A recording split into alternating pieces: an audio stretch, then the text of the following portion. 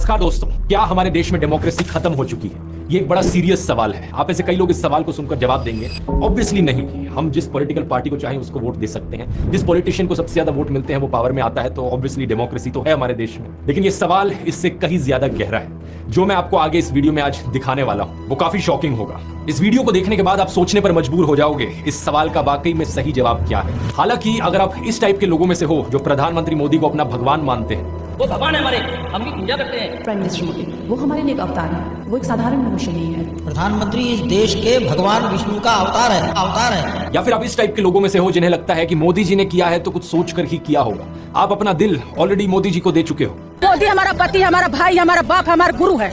आप सब बोलिए, क्यों आपको लगता है कि मोदी जो और योगी जी वो विकास दे पाएंगे जो और कोई नहीं दे? हम उनके पर दिल दे बैठे हैं। ऐसे केस में आपके लिए मुश्किल हो सकता है अपनी आंखें खोलकर सच हजम करना, लेकिन बाकी सब लोगों के लिए अगर आप सही मायनों में देश की परवाह करते हो तो आज का ये वीडियो बहुत बहुत जरूरी है। बात यहाँ किसी एक इंसिडेंट की नहीं है, बल्कि ढेर सारे ऐसे इंसिडेंट्स की है जो एक के बाद एक हो जा रहे हैं पिछले कुछ महीनों से, पिछले कुछ सालों से।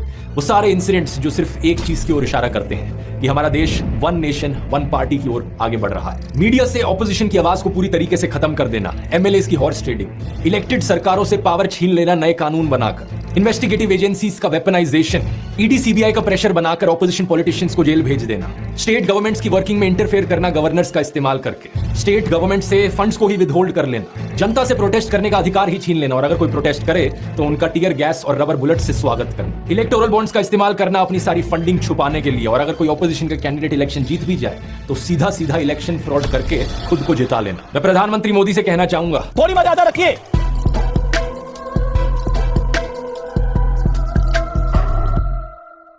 डेमोक्रेसी के ऊपर डिस्कशन करने से पहले दोस्तों हमें यह जानना जरूरी है कि डेमोक्रेसी एक्चुअली में होती क्या चीज है। बेसिक कॉन्सेप्ट है, लेकिन ज्यादातर लोगों को इस कॉन्सेप्ट पर बहुत भारी मिसअंडरस्टैंडिंग रहती है। कुछ लोगों को लगता है कि अगर देश में रेगुलरली इलेक्शंस हो रही हैं और आप वोट डालने जा सकते हो तो इसका मतलब देश एक डेमोक्रेटिक देश है। लेकिन पता है क्या, इलेक्शंस तो नॉर्थ कोरिया में भी होती है। मजाक नहीं कर रहा, रेगुलर इलेक्शंस होती है नॉर्थ कोरिया में। 100% वोटर टर्नआउट भी देखने को मिलता है उन इलेक्शंस में। लेकिन बस फर्क यह है कि अगर आप सरकार के द्वारा चुने गए ऑफिशियल कैंडिडेट के लिए वोट नहीं डालोगे तो आपको एंटी नेशनल कंसिडर किया जाता है, आपकी जॉब छीन ली जा सकती है, आपका घर छीन लिया जा सकता है। और बात अगर यहां सिर्फ डेमोक्रेसी शब्द की है तो नॉर्थ कोरिया देश का जो ऑफिशियल नाम है, डेमोक्रेसी शब्द तो उसमें भी आता है। नॉर्थ कोरिया को डीपीआरके करके पुकारा जाता है उनकी सरकार के द्वारा, democratic people's republic of Korea. लेकिन सच्चाई क्या है तो ये देश एक डिक्टेटरशिप ही।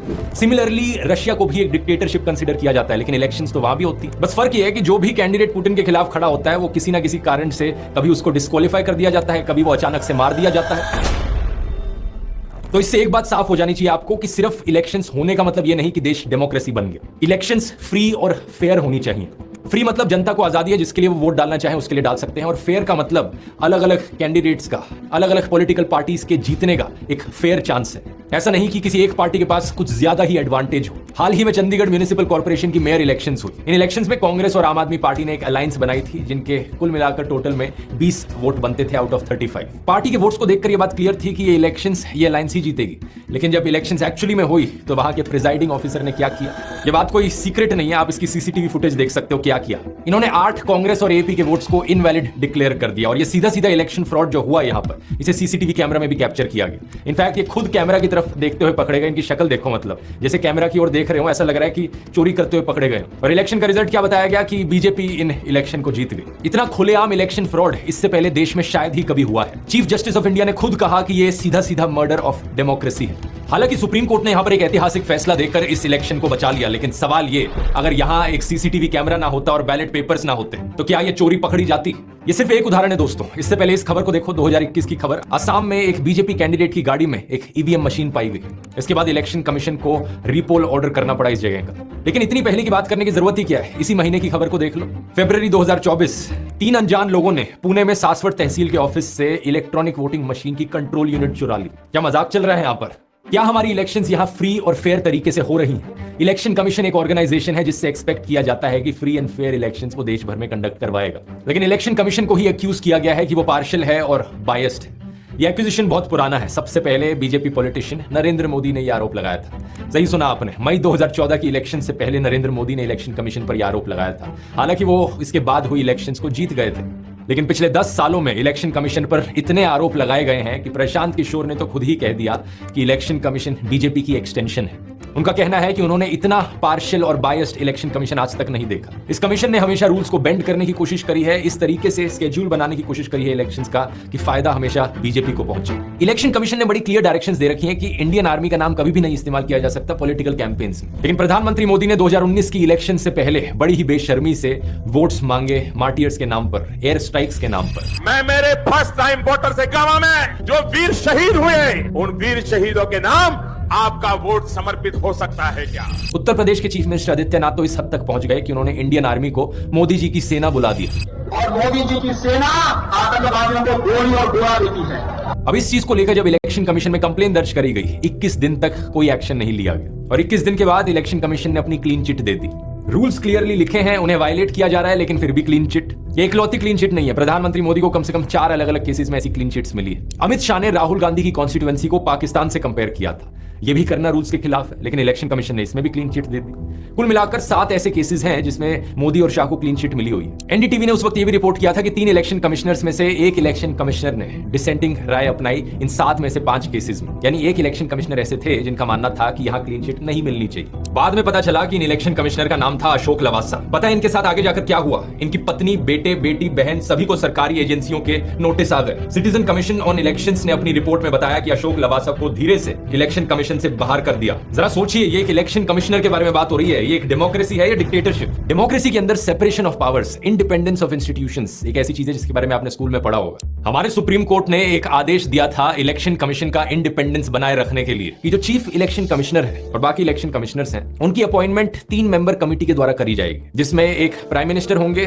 दूसरे ऑपोजिशन के लीडर होंगे और तीसरे चीफ जस्टिस ऑफ इंडिया खुद होंगे। ऐसा करने से ये इंश्योर किया जा सके जो इलेक्शन कमिश्नर अपॉइंट किया जा रहा है वो सही मायनों में इंडिपेंडेंट होगा, एक तरफ बायस नहीं होगा। लेकिन कुछ ही महीने पहले सरकार एक नया लॉ लेकर आई जिसमें सरकार ने कहा कि इस कमेटी से चीफ जस्टिस ऑफ इंडिया को हटाओ, हम अपना ही एक मिनिस्टर और रखेंगे इस कमेटी में। तो 3 मेंबर की कमेटी में अब 2 लोग सरकार के खुद ही हो गए जो इलेक्शन कमिश्नर को अपॉइंट करेंगे। अगर बीजेपी की नीयत साफ है तो फिर ऐसा कानून क्यों बनाया गया? क्यों सरकार यहां पर इलेक्शन कमिश्नर की अपॉइंटमेंट को भी कंट्रोल करना चाहती है? इस चीज को बाद में सुप्रीम कोर्ट में चैलेंज किया गया था, लेकिन सुप्रीम कोर्ट ने यहां कोई एक्शन नहीं लिया, ये कहते हुए कि सेपरेशन ऑफ पावर्स है। अगर सरकार एक कानून बना रही है तो सुप्रीम कोर्ट उसे इस तरीके से स्ट्राइक डाउन नहीं करना चाहता। आज के दिन इलेक्शन कमीशन ने इस चीज पर भी एक लिमिट लगाई हुई है कि एक एमएलए इलेक्शन और एक एमपी इलेक्शन में कितना पैसा खर्च किया जा सकता है। एमपी इलेक्शन में लिमिट 95 लाख रुपीस पर है। बीजेपी ने 437 सीट्स पर चुनाव लड़ा था, तो पार्टी की जो टोटल स्पेंडिंग है वो 415 करोड़ से ज्यादा नहीं होनी चाहिए थी। लेकिन कितना पैसा इन्होंने खर्च किया? इलेक्शन कमीशन की वेबसाइट पर लिखा हुआ है 1264 करोड़ रुपीस। कैसे अलाउ किया इलेक्शन कमीशन ने? सेंटर फॉर मीडिया स्टडीज ने तो यह भी एस्टिमेट किया था कि बीजेपी ने पिछली इलेक्शंस में 27,000 करोड़ रुपए खर्च किए थे, जो कि 45% ऑफ द टोटल एक्सपेंडिचर था। आज के दिन का भी अगर आप डेटा देखोगे, 16,000 करोड़ रुपए की इलेक्टोरल बॉन्ड्स बेची गई हैं। इन 16,000 करोड़ रुपए में से 10,000 करोड़ से ज्यादा बीजेपी के पास गए, 1,500 करोड़ कांग्रेस के पास और 800 करोड़ टीएमसी के पास। ये सारे अमाउंट्स इलेक्शन की स्पेंडिंग लिमिट से ज्यादा है। बीजेपी लीडर उमा भारती ने एक बार कहा था, इलेक्शंस एक चॉइस है बैड और वर्स के बीच में, जो कि बात सही है। लेकिन सोचकर देखो, अगर कोई समाज सेवी जिसने अपनी जिंदगी निकाल दी लोगों की सेवा में, वो इलेक्शन लड़ने के लिए 90 लाख कहां से ला पाएगा? अपनी हवा, अपनी लहर कैसे चला पाएगा? स्पेशली जब दूसरी तरफ पार्टी के पास हजारों करोड़ रुपए हो।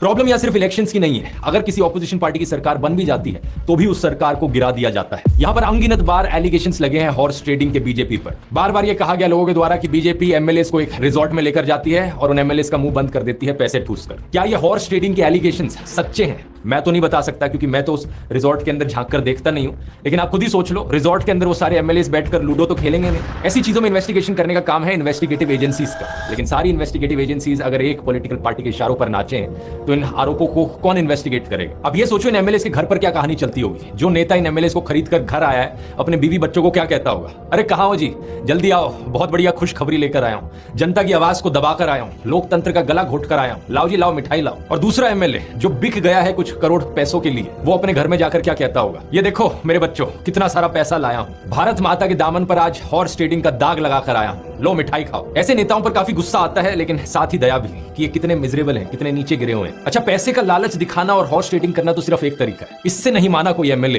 तो दूसरा तरीका है इन्वेस्टिगेटिव एजेंसीज, ईडी का इस्तेमाल करना, ईडी की वेपनाइजेशन। पिछले साल 14 पॉलिटिकल पार्टीज ने सुप्रीम कोर्ट में कंप्लेन करी थी कि कैसे सरकार सीबीआई और ईडी का इस्तेमाल कर रही है ऑपोजिशन लीडर्स के खिलाफ। उन्होंने बताया कि 3000 से ज्यादा रेड्स करी है इन्होंने पॉलिटिकल लीडर्स पर। 2014 से अगर कंपेयर करो तो 4 गुना का जंप देखने को मिला है ईडी केसेस में जो पॉलिटिशियंस के खिलाफ चल रहे हैं। और 95% केसेस सिर्फ ऑपोजिशन पार्टीज के खिलाफ। ईडी ने जवाब में कहा कि हमारा कन्विक्शन रेट बड़ा हाई है, 96% का कन्विक्शन रेट है, क्योंकि 25 केसेस के ट्रायल्स कंप्लीट हो चुके हैं और 24 केसेस में कन्विक्शन देखने को मिला। लेकिन सच्चाई पता है क्या है? 2005 से लेकर आज तक टोटल में 5900 से ज्यादा केसेस रजिस्टर किए हैं ईडी ने। ट्रायल सिर्फ 25 केसेस में हुआ है, कन्विक्शन सिर्फ 24 केसेस में, यानी कि सिर्फ 0.5% केसेस काम के निकले। जब भी किसी ऑपोजिशन पॉलिटिशियन पर करप्शन का आरोप लगता है और वो बीजेपी ज्वाइन कर लेता है, अचानक से वो साफ हो जाता है, सारे केसेस उसके खिलाफ ड्रॉप कर दिए जाते हैं। किसी ने इसके ऊपर एक पोएम भी लिखी थी, वॉशिंग पाउडर मोदी, झूठ और फरेबी सब छुप जाए, संगीन आरोप अभी चुटकी में मिट जाए। हिमंता बिस्वा शर्मा जब वो कांग्रेस में थे पहले, उन पर आरोप लगा था शारदा चिट फंड स्कैम का। सीबीआई ने उन्हें क्वेश्चनिंग के लिए बुलाया नवंबर 2014 में, और 2015 में जब से उन्होंने बीजेपी ज्वाइन करी है, 7 और एलिगेशंस लगे हैं उनके ऊपर करप्शन के।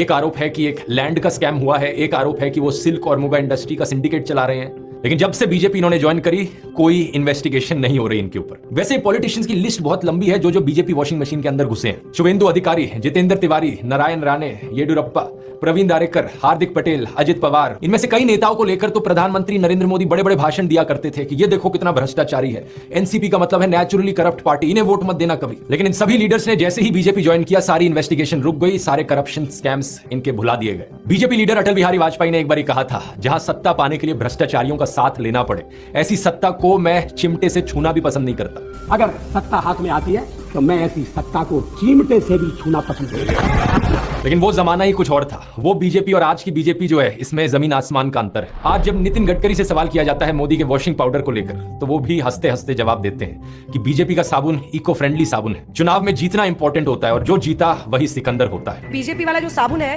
वो सबको साफ कर दे रहा है वॉशिंग मशीन। इको फ्रेंडली साबुन है। आप किसकी बात से ज्यादा सहमत हो, आज के नितिन गडकरी जी या पहले के अटल बिहारी वाजपेयी जी? कमेंट्स में लिख के बताना। पैसे का लालच और ईडी के प्रेशर के बाद भी अगर कोई ऑपोजिशन पॉलिटिशियन बीजेपी को ज्वाइन नहीं करता, तो उनके खिलाफ जो कार्रवाई है वो चलती रहती है और कई केसेस में उन्हें बिना कॉन्विक्ट किए जेल में डाल दिया जाता है और कई महीनों तक वो जेल में पड़े रहते हैं। आम आदमी पार्टी के एमपी राघव चड्ढा ने बताया कि अगर मनीष सिसोदिया, सत्येंद्र जैन, अभिषेक बैनर्जी, संजय राउत, फारूक अब्दुल्ला, तेजस्वी यादव ये बीजेपी ज्वाइन कर लेना, ईडी और सीबीआई जितने भी केसेस इनके खिलाफ चला रही है वो सारे बंद हो जाएंगे इमीडिएटली, और मनीष सिसोदिया और सत्येंद्र जैन को जो जेल में डाल रखा है वो तुरंत जेल से बाहर आ जाएंगे। अब कन्विक्शन के बाद किसी को सजा काटने के लिए जेल में डाला जाए वो अलग बात है, लेकिन यहाँ पर कॉन्विक्ट प्रूफ करने से पहले ही ऑपोजिशन पॉलिटिशियंस को जेल भेजा जा रहा है। सबसे खराब बात तो यह है कि जिन स्टेट्स में ऑपोजिशन की सरकारें एग्जिस्ट करती हैं, वहां पर उन्हें काम भी नहीं करने दिया जाता। एक नहीं, दो नहीं, बल्कि बहुत सारी अलग अलग स्टेट्स ने बार बार यह आरोप लगाया है मोदी सरकार के ऊपर कि गवर्नर्स का इस्तेमाल करके हमारे डे टू डे अफेयर्स में इंटरफेरेंस करी जा रही है, हमारे कामों पर रोक लगाई जा रही है। वेस्ट बंगाल की सरकार ने ऐसा कहा, बार बार वेस्ट बंगाल के गवर्नर पर यह ब्लेम गया। तमिलनाडु की सरकार ने ऐसा कहा, दिल्ली की सरकार ने ऐसा कहा,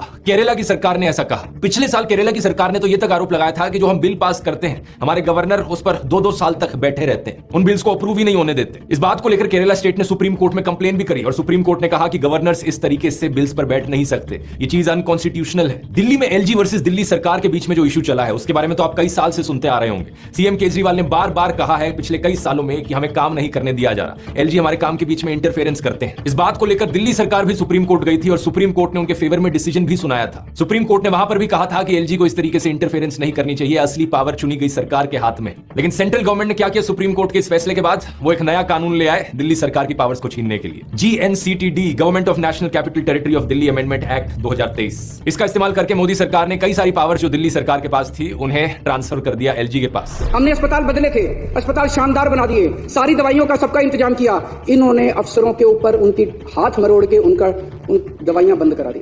इन्होंने टेस्ट बंद करा दिए। मोहल्ला क्लिनिक में 3 महीने तक पिछले साल मोहल्ला क्लिनिक में टेस्ट नहीं हो पाए। इन्होंने पेमेंट रोक दी लेबोरेटरीज की। इतने गंदे और इतने घटिया लोग हैं ये लोग। एक दिन एक ऑर्डर पास करके इन्होंने दिल्ली के सारे सरकारी अस्पतालों के डेटा एंट्री ऑपरेटर हटा दिए। अब अस्पताल के अंदर रजिस्ट्रेशन करने वाला कोई नहीं बचा।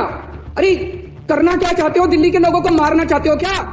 जरा खुद ही सोचकर देखो दोस्तों, आप अगर आप एक मोदी फैन हो तो एक सेकंड के लिए उस ख्याल को अपने दिमाग से निकाल दो और सच्चे दिल से अपने आप से पूछकर देखो, अगर प्रधानमंत्री मोदी को सही में देश की चिंता होती, देशवासियों की चिंता होती, तो क्या वो ऐसी हरकतें करते? अब आप में से कुछ लोग सोचोगे कि यार पक्का मुझे किसी ऑपोजिशन पार्टी ने फंड किया होगा इस वीडियो को बनाने के लिए, लेकिन सच बता रहा हूं किसी पॉलिटिकल पार्टी ने मुझे फंड नहीं किया। मैं जो आपको इस वीडियो में दिखा रहा हूं वो असलियत है देश की। अगर आपको सही में देश की चिंता है तो आपकी आंखें खुल जानी चाहिए इन चीजों को देखकर। न्यूज लॉन्ड्री की 2 दिन पहले की इन्वेस्टिगेशन ने बताया कि ईडी का इस्तेमाल सिर्फ बाकी पार्टीज के खिलाफ नहीं किया जा रहा है, बल्कि देश में कंपनीज के खिलाफ भी किया जा रहा है। कम से कम 23 ऐसी कंपनीज जिन्होंने आज तक बीजेपी को कोई पैसा नहीं डोनेट किया था, उनके ऊपर सेंट्रल एजेंसीज की रेड होती है और एक पैटर्न देखने को मिलता है। रेड के बाद वो कंपनीज करोड़ों रुपए डोनेट करती है बीजेपी को। टोटल में 335 करोड़ रुपए इन कंपनीज ने बीजेपी को डोनेट किए, जिन पर आईटी या ईडी की रेड पड़ी थी। तो क्या यहां पर इन कंपनीज को धमकाकर उनसे पैसा भी एक्सटॉर्ट किया जा रहा है? क्या हमारी इलेक्शंस फ्री और फेयर तरीके से हो रही हैं? यहां मीडिया का भी एक बड़ा इंपॉर्टेंट रोल आता है। फेयर इलेक्शंस का मतलब है कि रूलिंग पार्टी के पॉलिटिशियंस और ऑपोजिशन के पॉलिटिशियंस दोनों को अपनी बात रखने का मौका दिया जाएगा, दोनों को मोर और लेस इक्वल कवरेज मिलेगी मीडिया पर।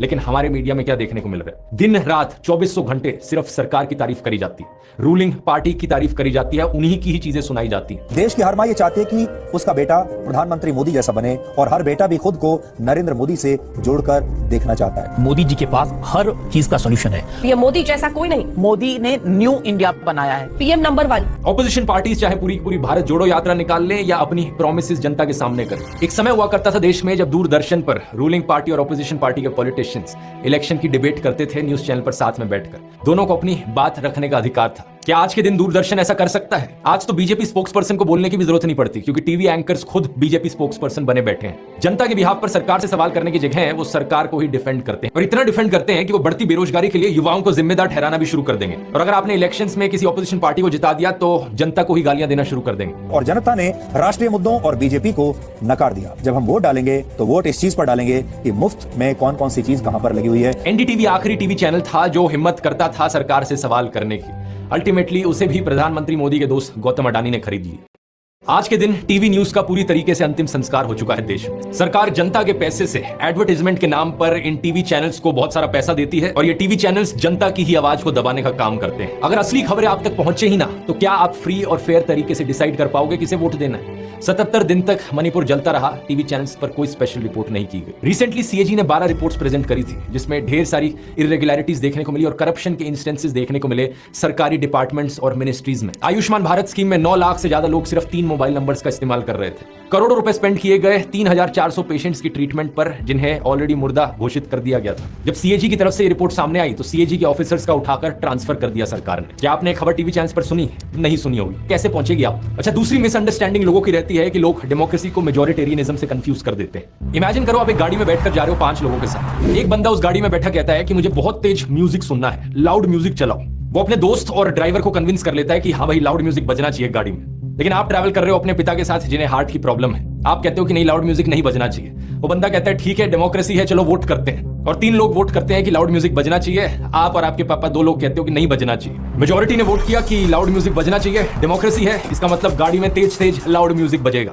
क्या ये सही मायनों में डेमोक्रेसी है? नहीं, ये स्टुपिडिटी है। इसका एक रियल लाइफ में छोटे स्केल पर एग्जांपल दूं तो एक गुड़गांव की सोसाइटी से इस सर्कुलर को देखिए। Dear residents, this is to inform you that 2 wheeler not permitted inside our society as per decision of the management. मतलब सोसाइटी के अंदर सिर्फ गाड़ियां जाएंगी, लेकिन स्कूटर्स और मोटरसाइकिल्स नहीं जा सकती। खुलेआम डिस्क्रिमिनेशन देखो भाई। जो मैनेजमेंट है, आरडब्ल्यूए वाले हैं, उन्हें लोगों ने ही तो इलेक्ट किया है। तो आपको अगर ये रूल पसंद नहीं आ रहा, आप चुप बैठे रहो, क्योंकि मेजॉरिटी लोगों का यहाँ पर कंसेंट है, उन्होंने ही आरडब्ल्यूए वालों को इलेक्ट किया है। जो लोग डेमोक्रेसी और मेजॉरिटेरियनिज्म को कंफ्यूज करते हैं एक दूसरे से, उनकी यही सोच होगी। ये सिर्फ एक सोसाइटी की बात नहीं है, ढेरों सोसाइटीज हैं ऐसी देश भर में जहां पर एक से बढ़कर एक स्टूपिड रूल्स आपको देखने को मिलेंगे। 2019 के इस आर्टिकल को देखिए। एक बैंक एम्प्लॉय कह रही है कि उनकी बहन को कोई अपार्टमेंट रेंट पर ही नहीं मिला, क्योंकि बहुत सी आरडब्ल्यूएस ने उन्हें ब्लैकलिस्ट कर दिया सिर्फ इसलिए क्योंकि उनकी बहन एयर हॉस्टेस थी। कुछ सोसाइटीज कहती हैं कि हम एयर हॉस्टेस को अपार्टमेंट रेंट पर नहीं दे सकते अपनी सोसाइटी में, क्योंकि उनके ऑड टाइमिंग्स होते हैं। अक्सर ये आरडब्ल्यूएस जो चाहे वो उठपटांग रूल बना देते हैं। जैसे नोएडा की कुछ सोसाइटीज में एंट्री और एग्जिट फीस लगाई गई है कि आप हमारी सोसाइटी में एक अपार्टमेंट रेंट करना चाहते हो तो उसकी एक एंट्री फीस देनी पड़ेगी, और जो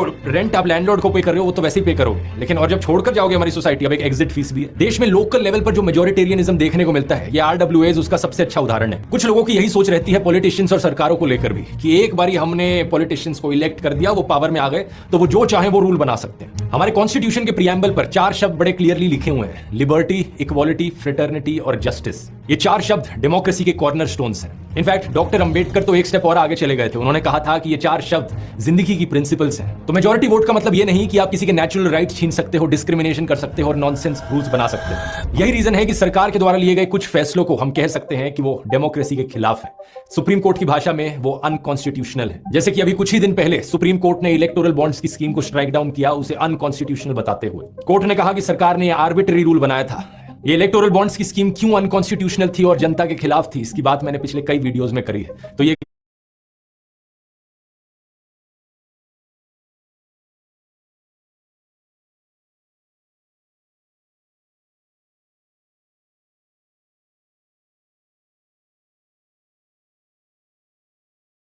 बहुत अच्छी चीज है कि सुप्रीम कोर्ट ने थोड़ा लेट फैसला लिया, लेकिन कम से कम सही फैसला लिया यहां पर डेमोक्रेसी और जनता के फेवर में। लेकिन सरकार को अकाउंटेबल ठहराने का काम सिर्फ सुप्रीम कोर्ट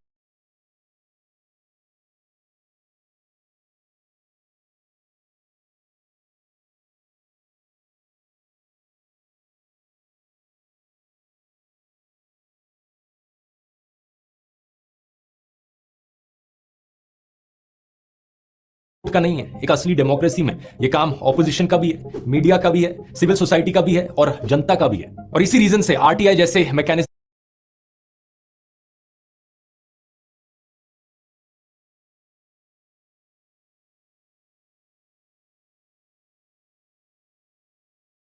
एग्जिस्ट करते हैं, राइट टू इंफॉर्मेशन एक्ट, जिससे कि हमें डेटा मिल पाए सरकार के बारे में। सेम रीजन की वजह से मीडिया को फोर्थ पिलर ऑफ डेमोक्रेसी कहा जाता है कि वो सरकार को अकाउंटेबल ठहराएगा।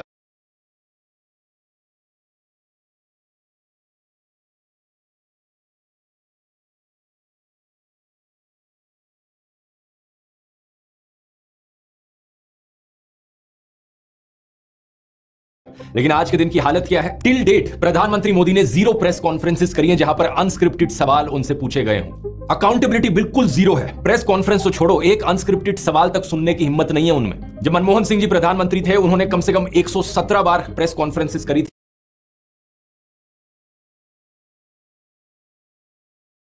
प्रेस को एड्रेस किया था। हमारे देश में जब आखिरी बारी प्रॉपर प्रेस कॉन्फ्रेंस करी गई थी प्रधानमंत्री के द्वारा, उस दिन को 10 साल से ज्यादा हो चुके हैं। उस आखिरी प्रेस कॉन्फ्रेंस में 62 अनस्क्रिप्टेड क्वेश्चंस पूछे गए थे प्रधानमंत्री मनमोहन सिंह से और 100 से ज्यादा जर्नलिस्ट मौजूद थे। एक सच्ची डेमोक्रेसी में यही अकाउंटेबिलिटी रीजन है जिसकी वजह से पब्लिक को भी प्रोटेस्ट करने का अधिकार दिया जाता है। अगर हमारे देश के द्वारा चुने गए मैनेजर्स आरटीआई के सामने अकाउंटेबिलिटी में इंटरेस्टेड नहीं है, मीडिया के सामने अकाउंटेबिलिटी नहीं दे सकते, तो जनता के सामने तो उन्हें अकाउंटेबिलिटी देनी पड़ेगी। इसका एक पॉजिटिव एग्जांपल हाल ही में यूपी में देखने को मिला, जब उत्तर प्रदेश की सरकार ने एक बड़ा ही अजीबोगरीब अनडेमोक्रेटिक रूल बनाया। उन्होंने कहा कि कोचिंग सेंटर्स के लिए गाइडलाइंस हैं कि वो लड़कियों के लिए क्लासेस रात के 8 बजे के बाद ना कंडक्ट करें। अगर वो करेंगे तो उनके खिलाफ एक्शन लिया जाएगा। और सरकार ने अपनी तरफ से क्या जस्टिफिकेशन दिया? ये लड़कियों की सेफ्टी के लिए किया जा रहा है। लेकिन क्या इस बात में कोई सेंस है? लड़कियों को जिनसे खतरा है उनको कंट्रोल करने की बजाय आप लड़कियों को पिंजरों में डाल रहे हो। बहुत सी सोशल एक्टिविटी ने इसके खिलाफ प्रोटेस्ट किया, इन रूल्स के खिलाफ, और प्रोटेस्ट के बाद यूपी गवर्नमेंट ने इस बैन को वापस भी ले लिया। ये छोटा सा इंसिडेंट दिखाता है कि जनता की क्या ताकत है एक डेमोक्रेसी में। लेकिन अगर लोगों से प्रोटेस्ट करने का अधिकार ही छीन लिया जाए तो? हाल ही में जब किसान दोबारा से उतरे सड़कों पर प्रोटेस्ट करने के लिए, तो सरकार ने नोकीली कीलों के साथ उनका स्वागत किया। कुछ पुलिस बिल्कुल एकदम करीब आ गई है प्रदर्शनकारियों के। यहाँ पर हालात बेकाबू हो गए हैं।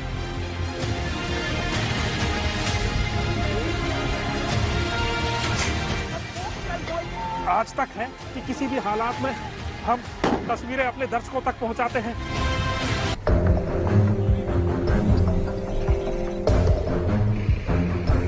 नमस्कार, मैं हूं सुशील कुमार। इस वक्त मैं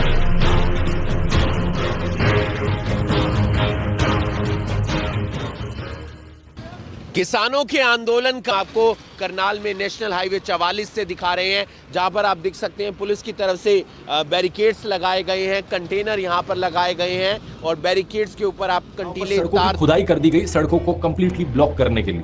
फिर किसानों के ऊपर रबर बुलेट्स चलाई गई, उनके ऊपर टीयर गैस फेंकी गई, वो भी ड्रोन्स का इस्तेमाल करके। मानो ये कोई वॉर जोन हो। जो फोटोज थी बॉर्डर की क्रॉसिंग की, ऐसा लग रहा था कि देश का ये बॉर्डर हो चाइना के साथ। वहां भी इस तरीके से इंतजाम नहीं किए होते। और खबरों में अब रिपोर्ट किया जा रहा है कि कम से कम 3 किसान अंधे हो गए पुलिस के द्वारा चलाई गई इन रबर बुलेट्स की वजह से। इस प्रोटेस्ट के पीछे क्या कारण है, किसानों की क्या मांगे हैं, इसकी बात एक सेपरेट वीडियो में करेंगे। लेकिन अभी के लिए इस बात से फर्क नहीं पड़ता। पॉइंट यहां पर यह है कि एक पीसफुली प्रोटेस्ट करने वाले आम इंसान को सरकार इस तरीके से ट्रीट करे, क्या यह सही है? इससे पहले रेसलर्स प्रोटेस्ट हुआ, वहां भी वही बर्ताव देखा गया पुलिस का। पिछले फार्मर प्रोटेस्ट में भी यही देखा गया। कितने ही किसानों की जानें गई उस प्रोटेस्ट के दौरान। 2021 के इस आर्टिकल के अनुसार कम से कम 600 किसान मारे गए थे उन पिछले फार्मर्स प्रोटेस्ट में। और ये तो वो प्रोटेस्ट है जिनकी बात आपको खबरों में थोड़ी सुनने को मिल जाती है, क्योंकि एक लिमिट से ज्यादा बड़े हो गए हैं प्रोटेस्ट। इसके अलावा जो ज्यादातर प्रोटेस्ट देखने को मिले हैं पिछले सालों में, उनकी तो कभी खबरों में बात तक ही नहीं करी गई। क्या आप जानते थे 240 दिन से ज्यादा लंबे चले कश्मीरी पंडित के प्रोटेस्ट के बारे में? सरकारी एम्प्लॉइज जो ओल्ड पेंशन स्कीम को लेकर प्रोटेस्ट कर रहे हैं, या 400 दिन लंबा चल रहा प्रोटेस्ट हिसार में दूरदर्शन केंद्र के क्लोजिंग के खिलाफ, या पिछले साल हुआ डॉक्टर्स का प्रोटेस्ट, या अनएम्प्लॉयड यूथ का प्रोटेस्ट। ये मत समझना कि आपका यहाँ पर कुछ लेना देना नहीं है क्योंकि आप इन प्रोटेस्ट में भाग नहीं ले रहे, क्योंकि कल को अगर आपके साथ कुछ भी अन्याय होता है, सरकार कोई भी ऐसा फैसला ले लेती है जो आपके खिलाफ जाता हो, और आप अपनी आवाज उठाने के लिए प्रोटेस्ट करने निकलते हैं, तो क्या लगता है आपको ऐसे ट्रीट नहीं किया जाएगा जैसे इन किसानों को आज ट्रीट किया जा रहा है? आप कोई स्पेशल हो क्या? अगर सरकार सभी प्रोटेस्टर्स को इसी तरीके से ट्रीट कर रही है तो आपको कोई स्पेशल प्रिविलेज नहीं मिलेगी। अब ये सवाल जो मैंने आपसे वीडियो के शुरू में पूछा था, मैं दोबारा पूछना चाहूंगा, क्या डेमोक्रेसी आज के दिन देश में अभी भी जिंदा है क्या? आपका जवाब इसको लेकर कुछ भी हो, लेकिन एक चीज तो पक्की है, अगर हालात इसी तरीके से बिगड़ते रहे तो ज्यादा समय नहीं लगेगा नॉर्थ कोरिया और रशिया के लेवल तक गिरने में। जहां डेमोक्रेसी नाम में तो जरूर होगी, इलेक्शंस भी कराई जाएंगी, लेकिन असल मायनों में डेमोक्रेसी का अंतिम संस्कार हो चुका हो। बहुत बहुत धन्यवाद।